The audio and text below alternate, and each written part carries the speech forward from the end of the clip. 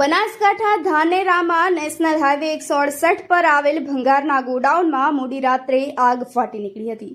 આગ એટલી ભયાનક હતી કે સમગ્ર શહેરની અંદર ધુમાડાના ગોટે ગોટા જોવા મળ્યા હતા.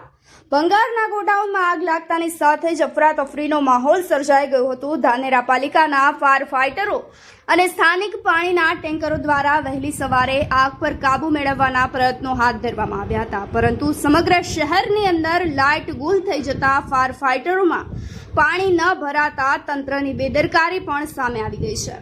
શહેરમાં લાઇટ ગુલ થયા પછી ધાનેરા નગરપાલિકાના ફાયરના જવાનો મુશ્કેલીમાં મુકાઈ ગયા હતા, તો બીજી તરફ જીબીના અધિકારીઓ પોતાનો બચાવ કરતા હોય તેવું લાગી રહ્યું છે.